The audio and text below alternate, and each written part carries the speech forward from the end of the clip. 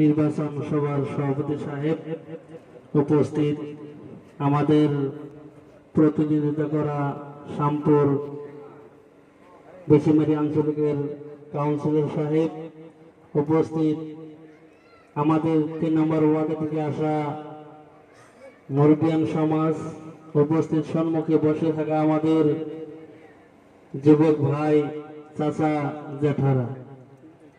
এখানে আমার বক্তব্য দেওয়ার মতো কিছুই নেই। আপনারা সবাই জানেন যে এটা হলো নির্বাচনের সময়, আর এই নির্বাচন ইতিমধ্যে আরম্ভ হয়ে গেছে। তো আমি একজন গরিব ঘরের ছেলে, আমাকে এই 2 নম্বর শ্যামপুর 3 নম্বর ওয়ার্ডের প্রত্যেকজন মুরব্বীর সাথে আমার যোগাযোগ হয়েছে, প্রত্যেকজন যুবক ভাইদের সঙ্গে আমার যোগাযোগ হয়েছে। আর সবাই মিলে আমাকে বলছে যে আমাদের একজন মেম্বারের দরকার, তুমি নমিনেশন দাও। আর সেই মর্মে আমি নমিনেশন দিয়েছি। আপনাদেরকে আমি অনুরোধ রাখবো যে আমি একজন কাম করা আগ্রহ থাকা একজন ছেলে। আপনারা যারা আমাকে চিনেন, আমি প্রত্যেক দিন সকালে থেকে সন্ধ্যা করি সমাজের সেবা করার জন্য আমি চেষ্টা করি।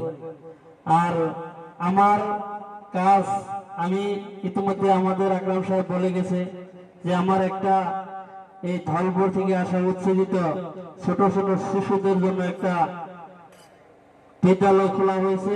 ওইখানে প্রায় 300 ছাত্র আছে। আমি ওই বিদ্যালয়ে কাজ করি।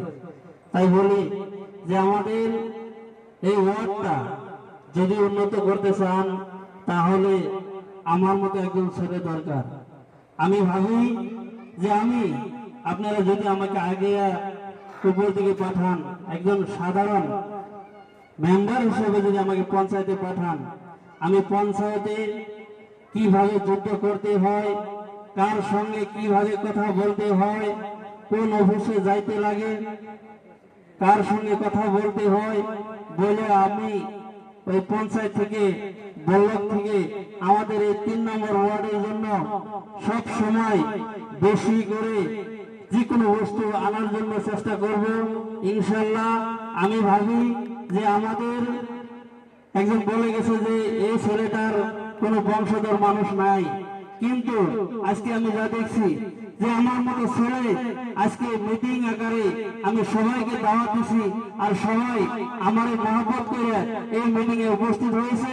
আর এটাই প্রমাণ হয়ে গেল যে এই 2 নম্বর শ্যামপুর 3 নম্বর ওয়ার্ডে আমার ভাই, চাচা, জ্যাঠা সব আছে, আমি পেয়েছি।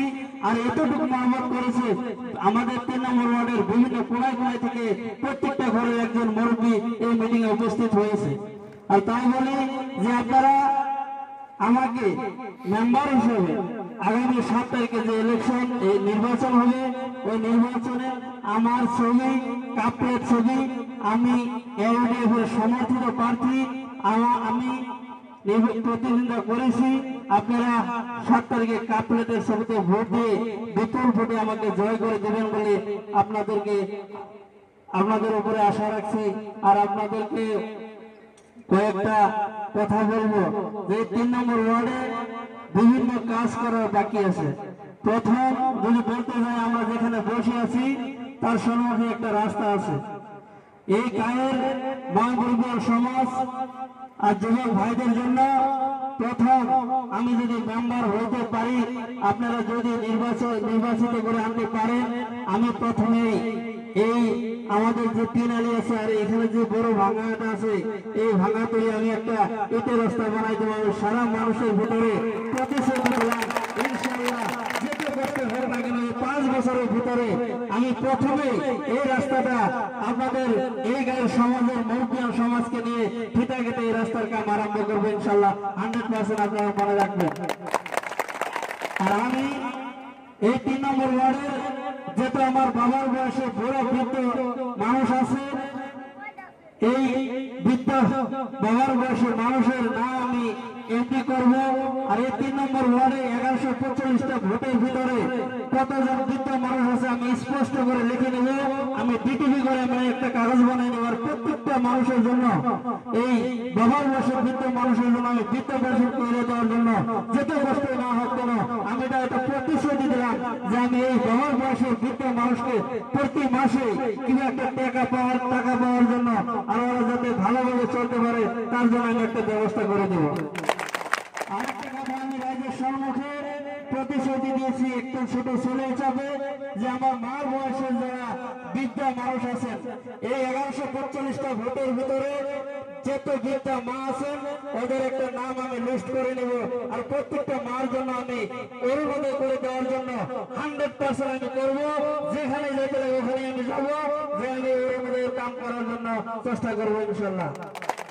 আর আমি বলি যে আমি খালি মেম্বার হিসেবে পঞ্চায়েতের কাছে করবো না, আমি যদি আপনারা যদি আমাকে জিগাই দিতে পারেন আমি যত ভোটে জিকি না কেন আমার এই অন্তরে 1145টা মানুষ আমার এই অন্তরে থাকবে। আমার এই 3 নম্বর শামপুর ওয়ার্ডের 1145টা মানুষ আমাদের অন্তরে থাকবে। আমি সবসময় মানবতার ক্ষেত্রে বলবো যে আমি 1145টা ভোট পেয়েছি। আর আমার এই ওয়ার্ডে 1145টা মানুষ আগন্তুক যতদিন আমি বেঁচে আছি এই মানুষের সুখ দুঃখের সময় আমি পাশে দাঁড়াবো।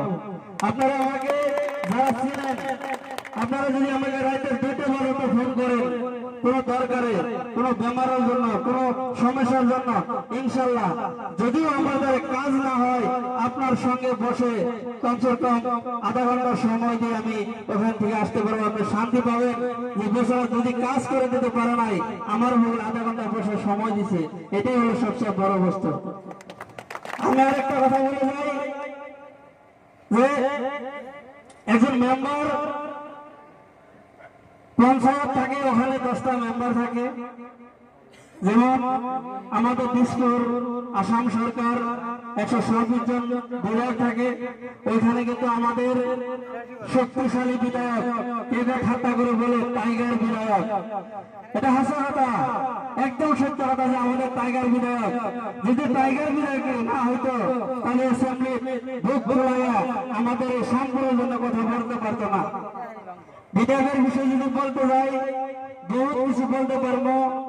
আমি বিধায়কের সম্পর্কে তো কিছু বলি না, যেহেতু আমি একজন ক্যান্ডিডেট প্রতিনিধি হিসেবে আপনাদের সম্মুখে খাড়া হয়েছি। আপনাদেরকে হাত জোর করে পথ ধরে অনুরোধ রাখবো আমার মতো ছেলে একবার শুধু আইগিয়ে দিয়ে দেখুন আপনাদেরকে আমি কতটুকু করতে পারি। আর যদি করতে না পারি আর আমাকে চান্স দেবেন না। আর আমার লক্ষ্য যে আমি সমাজের কাজ করে ভালো পাই, মানুষের সঙ্গে কথা বলতে ভালো পাই, আমি যাতে মানুষের সঙ্গে চলে আমি একজন বড় মানুষ হতে পারি, এটা আমার জীবনের একটা লক্ষ্য। এরকম না আপনারা আমাকে 5 বছরের জন্য মেম্বার বানাই দিচ্ছেন, আমার বাড়ি গাড়ি করে আমি 5 বছরের ভিতরে আমি নিজের স্বার্থ সিদ্ধি করবো সেই রকম মানুষ আমি না। আমি আপনাদের পায়ে নিচে হাত থেকে বললাম আমি আপনাদের জন্য 5 বছর না, আপনারা যদি আমাকে 5 বছরের জন্য জিতে যেতে পারেন আমি ভাবি আগামীতে আপনারা আমার বাড়িতে যা বলবেন যে নজরুল ইসলাম তুমি আবার নির্বাচন আবার তুমি হয় কাউন্সিলর নাহলে প্রেসিডেন্ট নাহলে জিলা পরিষদে দাঁড়ান, আপনারা আমাকে বলবেন আর ওটার জন্য আমি কাজ করব। আমি এরকম ভাবে 5 বছরের জন্য আমার জীবন শেষ। আমি যতদিন বেঁচে আছি আমি রাজ্যের সঙ্গে কাজ করব, এটা আমি কথা দিলাম। আর আপনাদের পাশে সব সময় আমি থাকবো। আর আরেকটা কথা বলছি যে সবাই আমাকে মহব্বত করেন, সবাই ঘরে মা আছে চাষি আছে, সবাই একটু বোঝাই দিবেন যে আমার মতো গরিব ছেলে গরিবের মর্ম বোঝে। আমার মতো গরিব ছেলেকে কাপ প্লেটের ছবি দিয়ে যদি আপনারা ভোট দিয়ে জিতাই দেন আমি ভাবি আপনাদের কাজ ইনশাল্লাহ এই 5 বছরে নমুনা পাবেন। কাম করার জন্য আমি 100% চেষ্টা করব। তাই ভাবি সবাইকে আরেকবার কয়েকজন অনুরোধ করে কেউ যাতে আমাকে ভুল বুঝেন না। আর যদি ছোট ছেলে আমি কখনো এই নির্বাচন সম্পর্কে সবাই সবার লগে কথা বলবেন, যদি কারো কাছে ভুল ত্রুটি করি লগে লগে আমাকে শুধরণী করে দেবেন। মনের মধ্যে কোনো রাগ গোসা নেবেন না যে মেম্বার হয়ই নাই এখন কথা বলে না।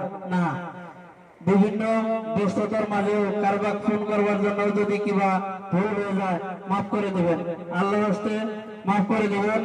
আমি যদি ভুল করি আপনারা শুধরণী করে দেওয়া লাগবে, যেহেতু সম্মুখে যারা বসে আছেন সবাই আমার বয়সে বড়। তাই বলি যে এই 7 তারিখ পর্যন্ত কেউ যাতে কারোর দুঃখ দিয়ে কথা বলেন না, রাগ করে কথা বলেন না। অন্য পার্টির দলে খারাপ ব্যবহার করছে, নিষ্মুখ মাটির দিকে চায় 7 তারিখ পর্যন্ত ধৈর্য ধরবেন। কেউ যাতে আমার হয়ে বেলেগের সঙ্গে কাজা করেন না, এটা আমার একটা অনুরোধ।